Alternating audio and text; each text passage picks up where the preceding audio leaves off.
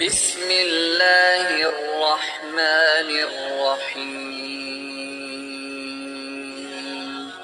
شروع اللہ کا نام لے کر جو بڑا مہربان نہایت رحم والا ہے۔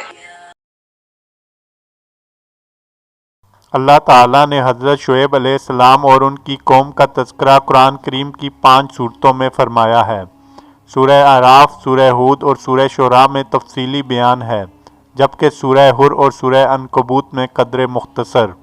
قوم شعیب علیہ السلام کو اللہ تعالیٰ نے ناپ تول میں کمی کی بنا پر عذاب میں مبتلا فرمایا، جو شدید زلزلے، چنگاڑ اور آگ کی برسات کی صورت میں تھا۔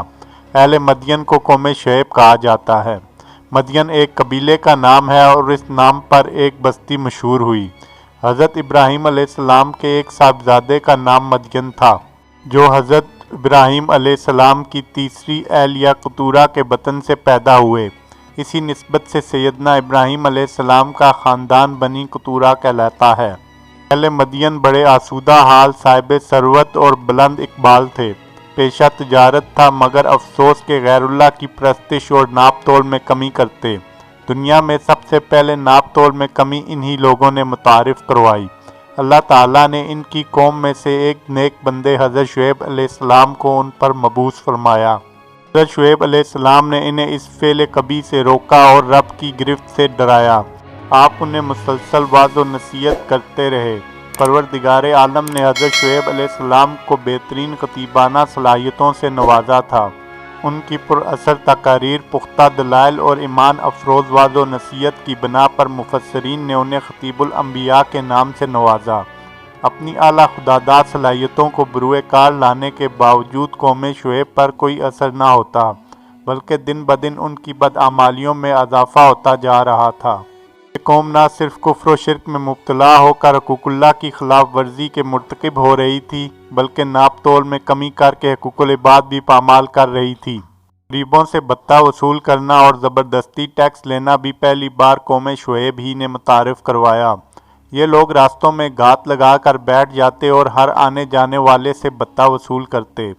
قرآن کریم نے ان میں موجود 3 طرح کے عیوب بیان کیے ہیں۔ کفر و شرک میں مبتلا تھے، درختوں کی پوجا کرتے تھے، بیوپار میں بے ایمانی، ناپ تول میں کمی کرتے تھے، راستوں میں بیٹھ کر لوٹ مار کرتے، لوگوں کے اموال چھینتے اور غنڈہ ٹیکس وصول کرتے۔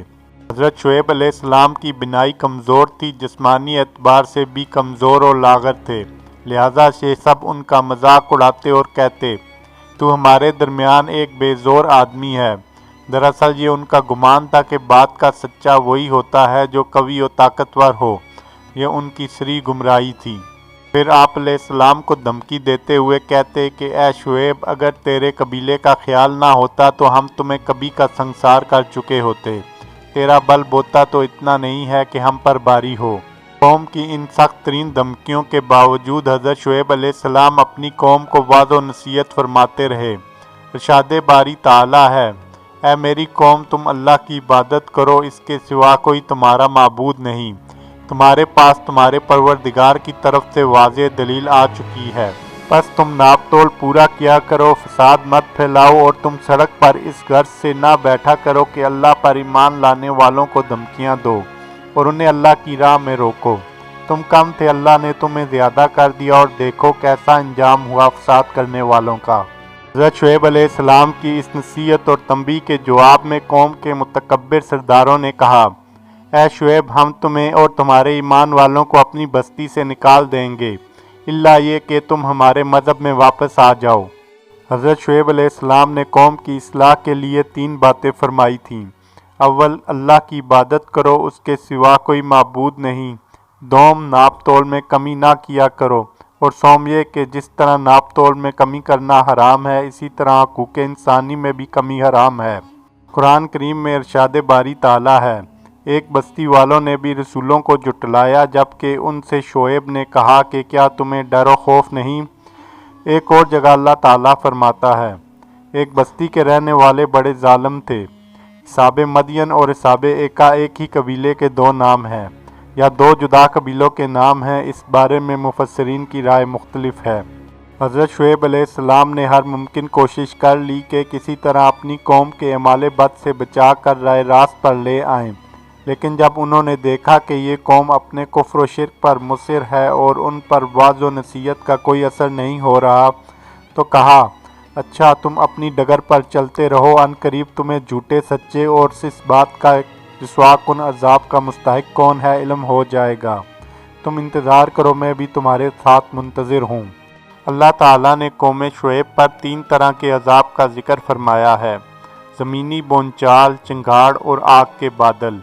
سورہ اعراف میں اللہ تعالیٰ فرماتا ہے، پس ان کو زلزلے نے آ پکڑا، سو وہ اپنے گھروں میں اوندے کے اوندے پڑے رہ گئے۔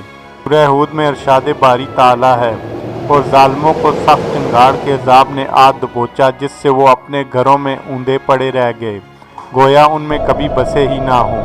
سن رکھو مدین پر پھٹکار ہے، جیسی قوم ثمود پر تھی۔ سورہ شعراء میں فرمایا، ان لوگوں نے شعیب کو جھٹلایا، پس صاحبان کے عذاب نے ان کو آن پکڑا، بے شک وہ بڑے سخت دن کا عذاب تھا۔ یہ تینوں عذاب وہ تھے جو حضرت شعیب علیہ السلام کی دعا کی مقبولیت کے بعد اللہ عز و جل نے قوم شعیب پر نازل فرمائے۔ اللہ نے جو صفات اہل مدین کی بیان فرمائی وہ اصحاب ایکا کی بھی فرمائیں۔ دونوں ایک ہی طرح کی برائیوں میں مبتلا تھے اور ایک ہی جماعت و امت تھے، لیکن کئی قسم کے عذاب سے ہلاک ہوئے، اور اللہ نے ہر جگہ وہاں کی مناسبت سے عذاب کا ذکر فرمایا۔ اللہ تعالیٰ نے ان پر سخت گرمی مسلط فرمائی اور 7 دن مسلسل ہوا بند رکھی، جس کی وجہ سے نہ پانی ان کی گرمی دور کر سکا نہ سایہ۔ چنانچہ یہ لوگ وحشت کے عالم میں گھروں سے نکل کر جنگل کی جانب بھاگے، جہاں ان پر بادلوں نے سایہ کر لیا۔ یہ سب نہایت خوشی خوشی بادلوں کے اس گہرے سائے تلے جمع ہو گئے۔ ابھی وہ لوگ اس ابر آلود سائے سے پوری طرح لطف اندوز بھی نہ ہو پائے تھے کہ اچانک کالے سیاہ بادلوں میں سے آگ کے بھڑکتے ہوئے شعلے برسنے شروع ہو گئے، اور پھر دیکھتے ہی دیکھتے زمین نے اپنی پوری قوت کے ساتھ انہیں جھنجھوڑ ڈالا، یعنی شدید زلزلے نے انہیں آ گھیرا۔ پھر آسمان سے ایک چیخ بلند ہوئی تو اس سے ان کے کلیجے پھٹ گئے، جسموں کو تباہ و ویران کر دیا، اور یہ سب اوندے گرے پڑے رہ گئے۔